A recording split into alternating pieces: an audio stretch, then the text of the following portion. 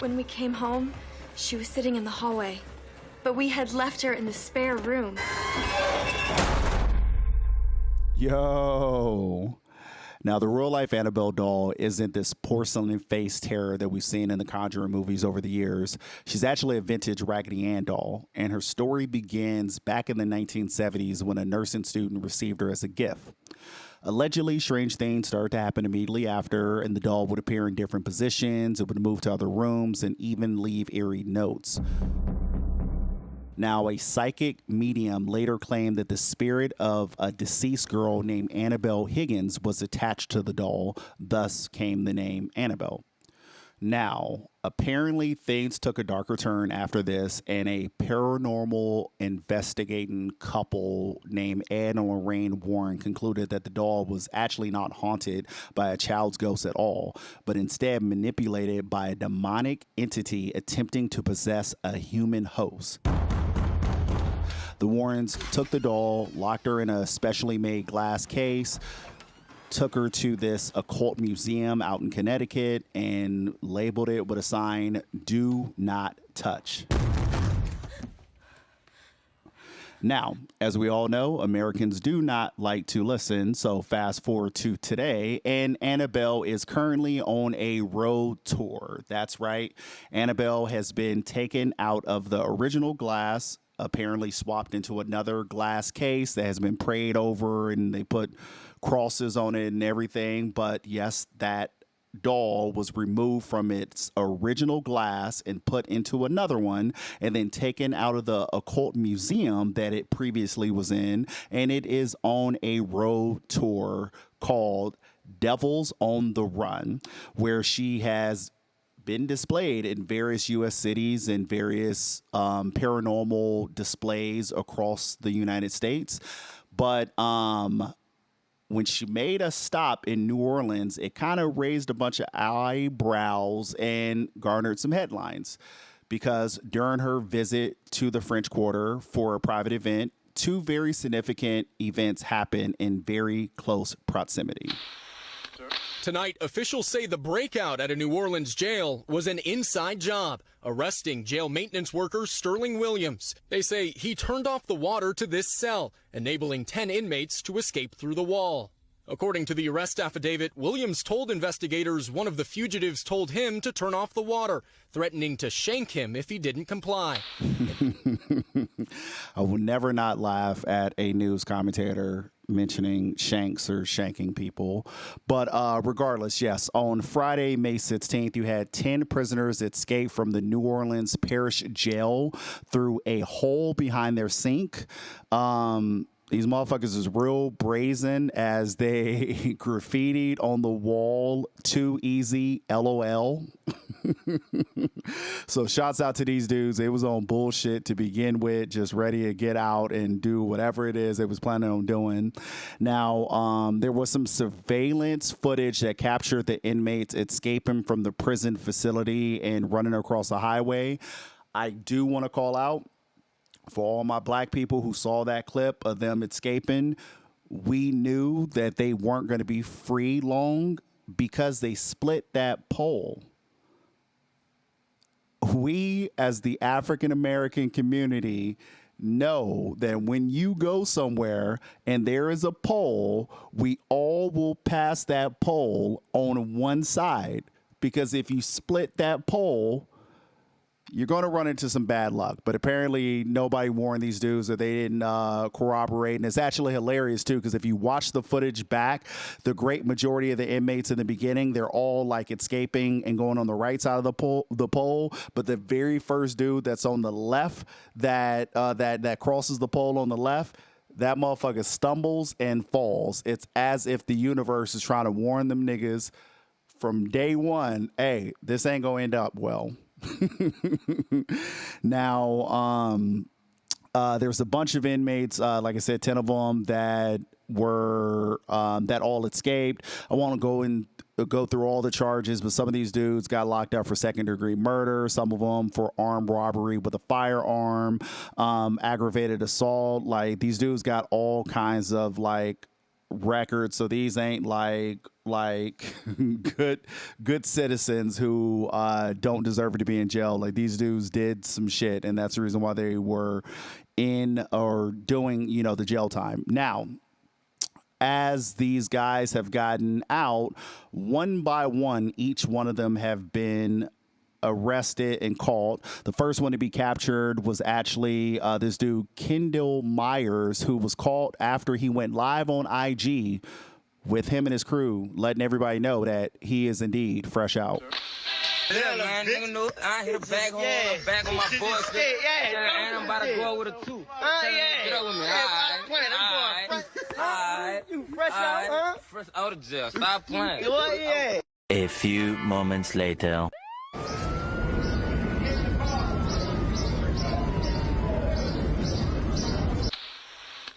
Yeah, so it wasn't too long before they were able to swoop him up. And I always try to warn the young boys, like, everything you all do, you don't have to do it on social media.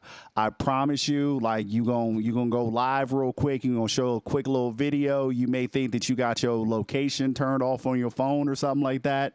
They have hacked into all of our devices, and they can get to the metadata any which way that they want to. They will find you. Oh, man. So next up to get captured was Robert Moody. Apparently, Robert Moody was captured on the 3500 block of 2nd Street at 7:32 p.m. thanks to a tip.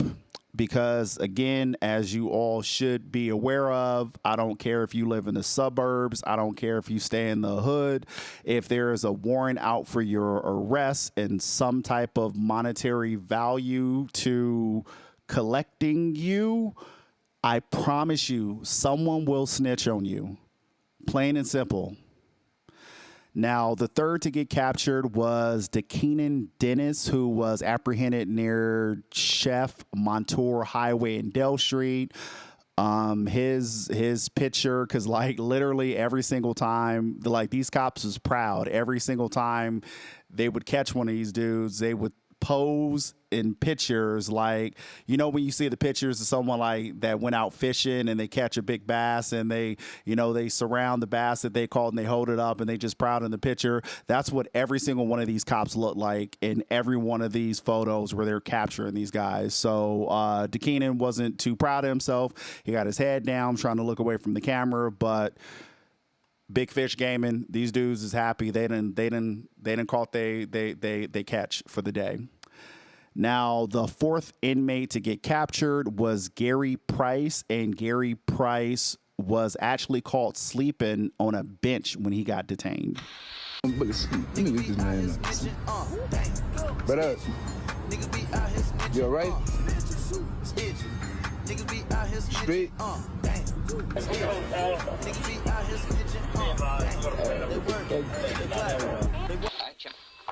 Man. Next up, 19-year-old Corey Boyd was the fifth inmate to be captured.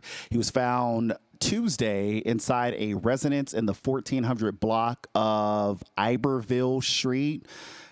I'm not too familiar with the area, and I'm sorry I didn't do the additional Googles of throwing in addresses to see how close these places are to the prison, but I have a sinking suspicion that none of these dudes got that far away from the prison, which I don't 100% understand. Like, you know, on one side of it, you just broke out of jail and, you know, you don't really have transportation or money to really travel too far. But, like, it just seems like a lot of these dudes didn't make it too far or went to hang out with their homies. Like, it seems like they escaped and they didn't quite have a plan of what to do once they got outside of them gates. I don't know. I think that's like one of the things, if you plan on breaking out of jail, you should at least have like a destination that you're trying to get to. But I don't know. That's just me. Now, the next person to get arrested actually was the Sterling Williams, who was the employee at the New Orleans Parish Jail. He was arrested as they felt that he helped the 10 inmates escape from the jail. Investigators say that he was asked by inmates to, turn off the water in the cell, which he gladly did. Inmates also tried to take Williams's phone, according to the document. He intended to assist these individuals to leave that facility. The sheriff's office says a total of 3 jail employees are on leave without pay. The police chief today with this message for anyone who aids the escapees. If they participate willfully and knowingly, they are going to be charged with serious felonies. Now, it shouldn't be funny, but at this point in the story, people online started taking bets to see who would get caught next. Somebody had tweeted out, down to the final sets, let's get it. He posted his odds of who his favorites were to get caught next. Somebody responded to that comment saying that they'll put $100 on Boyd. They were going to parlay Tate and Donald at plus 1020 and put $50 to win $560. Somebody else added saying that Derek looks like he's going out like Tay-Tay from Set It Off. Somebody else chimed in and said, my money is on Derek. He looked like he writes his thoughts down. Somebody else chimed in saying that Macy not getting caught. He gonna go out with a bang. Somebody else felt that Linton is not a priority. They getting the top guys first. Like, it got super crazy. And of course, it's always one of those things where it's all in fun. But then, of course, Poly Market then actually put together a betting site to allow people to make money, which I'm going to call racism, because as some of you may remember, there was a whole bit of controversy leading up to the election where for a great majority of time when Kamala was running up against Donald Trump, Kamala was in the runnings to win. And then Poly Market explicitly, like 24 to 48 hours before the election, was the first company to do a massive switch and then say that Donald Trump was going to win. And then he ended up winning fairly close to the margins that they had set up through their website, which caused a whole bunch of controversy of like, did they get some information from Elon? Who knows? But yeah, prisoner parlays.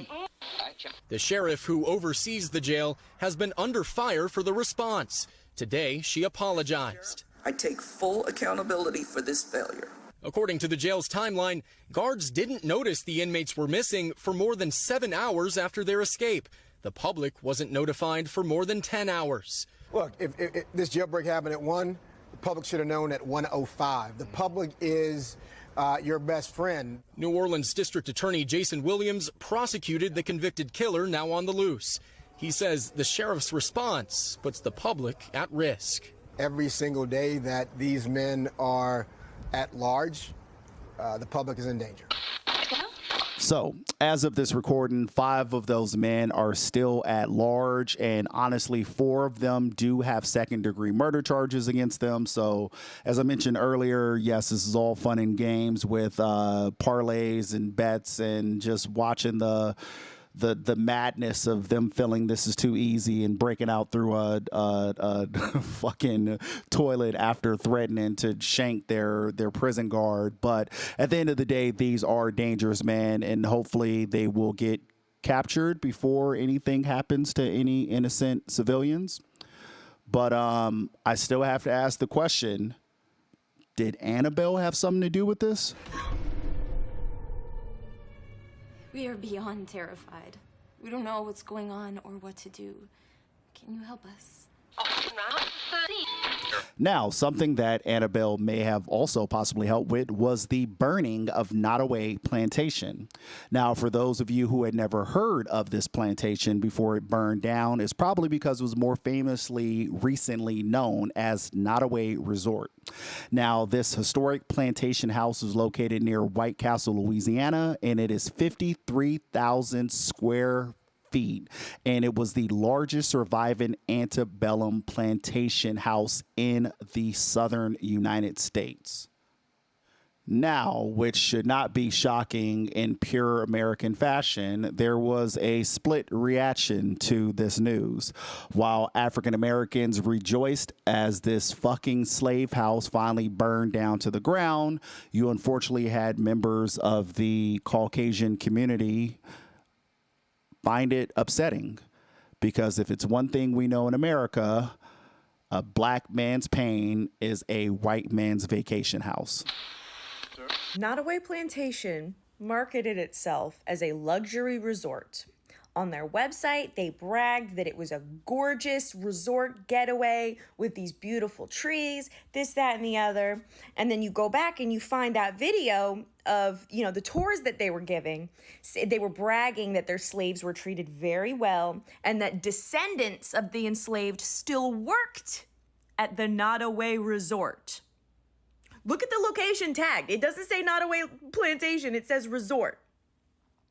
Let's look at the differences in how history is portrayed by, say, the Whitney Plantation, which I've discussed at length, that focuses on the experience of black people, enslaved black people, forced here and tortured here under chattel slavery, which is not the same thing as other ancient forms of slavery, no matter how bad people want to tell you that. It is very, very different, and there are people who benefit from you thinking that it wasn't that bad. Okay? Alexis, me, you can't tell, I am directly 6 generations removed from slavery. Okay? My grandfather's father's, like, it goes directly back. And I'm a white girl. Do you understand? Do you understand what happens when you don't know your history? Do you understand? And then there's people that are like, well, how are you not mad about the history? No, don't fucking play that bullshit with me, because you don't give a fuck about real history. Because if you did, you'd say, Alexis, I understand that you're a Louisiana archivist and historian, that you've made your whole entire life preserving our history. Can you help me learn a little more about it? Oh no? Oh no, you don't want that? Oh no, you love that books are being banned? Then you don't give a shit about history. I don't care. Alexis, I'd love to debate with you. No. The fuck? I have my degrees. I ain't doing shit. I will give you 16 different books you can look at right now. You don't want that? I got scholarly articles. You don't want that? I got primary sources. You don't want that? Then I don't give a fuck. Because you don't care. Not gonna waste my time or my energy. I am talking to the people who give a fuck and would like to know something. So if you don't care, fucking goodbye. Get a job. Kudos to that woman. I couldn't have said it any better than that. It is odd, the mental gymnastics that we go through in America when it comes to our history and when it comes to slavery and when it comes to racism and just how we got to where we are at as a country. And it's hard to wrap your brain around, especially being an African American. It's hard to wrap your brain around how you could have 400 plus years of slavery and you could have these plantations and all this horrible shit that happened for centuries at these places, and for them to then be turned into resorts where people go and treat as an Airbnb and take nice, fancy, wedding pictures in front of. Like, it's maddening. I remember having a conversation with this white dude that I used to work with back in the day, and I want to say this was around when the George Floyd situation happened and when there was all that civil unrest that was happening with all the Black Lives Matter protests and just police brutality and just everything that was going on around that time period. And I remember having a conversation with him, and I want to say it was based around the whole Confederate statues and, getting those taken down. And he was on the other side of it, of that, hey, yeah, I do understand slavery and that was a bad thing, but, these Confederate soldiers and generals and all that, they were, part of American history and, we should continue to honor them, so on and so forth. And I had the conversation with him about going back to Germany after World War II, after the Third Reich got dismantled and after Hitler lost. Germany did a bunch of things to attempt to make sure that Nazi propaganda could not be passed around within its country anymore, to try to make sure that they didn't repeat history again and an atrocity like the fucking Holocaust didn't happen again.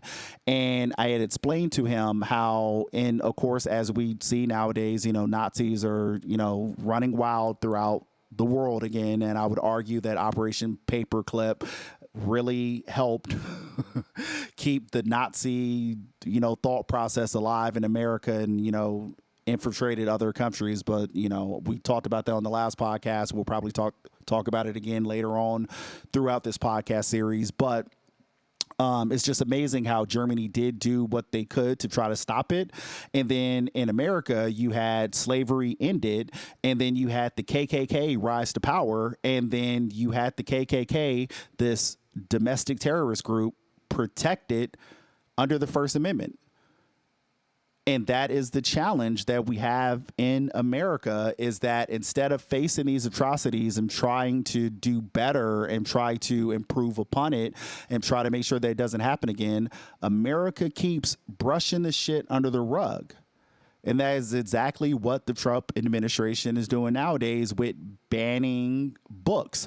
There was literally a story that I saw where in Oklahoma, they just passed a bill where they are going to start teaching their students that the 2020 election was stolen from Donald Trump. We're repeating the same cycle over and over and over again. And for those who are on the other side of America who can't see this, you have to be dumb, deaf, or blind, or just downright evil. Hey, babe, the plantation we were supposed to get married at burned down. Now where do they expect us to get married? Fucking Auschwitz? I don't have the money for a plane ticket. All right, babe, well, what about, like, finding a spot on the Trail of Tears? I feel like that'd be a good place to get married. Baby, that is such a good idea. You know, there's a reason I fell in love with you, but I was thinking personally, we should go to, like, you know, where they did the internment camps for Japanese people during World War II.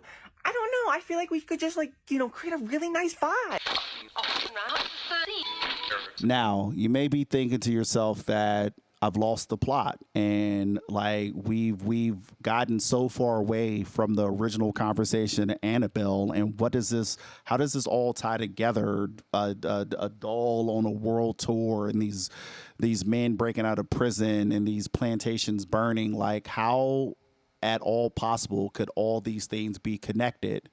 And with that, I would like to take you back to a conversation we just had last week about us declaring on TikTok that gingers are black people.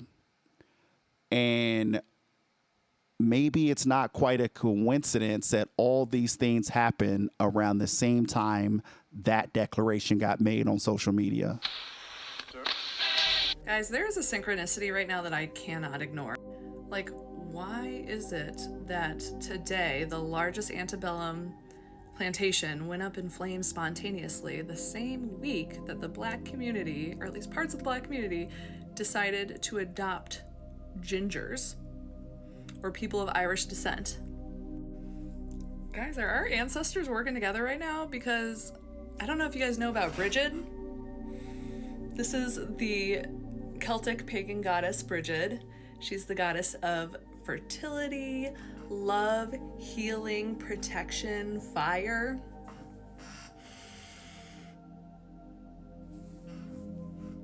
You tell me, what do you think? So the doll was never possessed? No, it was used as a conduit. It was moved around to give the impression of possession. Demonic spirits don't possess things. They possess people.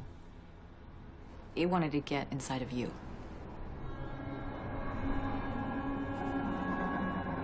So yeah, I won't claim to know nothing about nothing, but one thing I do know is we should probably keep an eye on this tour and just notate if anything weird happens in any of these cities that Annabelle takes a visit to. Coming up on June 20th, Annabelle will be making a stop in Chicago, Illinois. As we all know, Chicago has a very rich history of crime, going all the way back to the days of Al Capone, and it has the infamous St. Valentine's Day Massacre. There's, a lot of current crime going on in Chicago also, so we shall see what happens leading up to that date. Also coming up on June 11th, Annabelle will be making a stop in Gettysburg, Pennsylvania, and Gettysburg is a very famous city dating back to the Civil War era.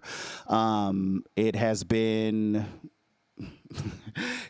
discussed that Gettysburg is haunted by the spirits of orphan children and a lot of other things. So we shall see if anything comes of that.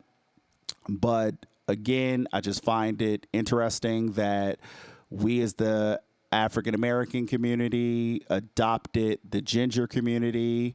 And as we came together, Annabelle went on a world tour. And there seems to be a lot of correlations with Annabelle and her ginger hair stopping in places that are attached to African American history. I guess more to come. Be safe out there.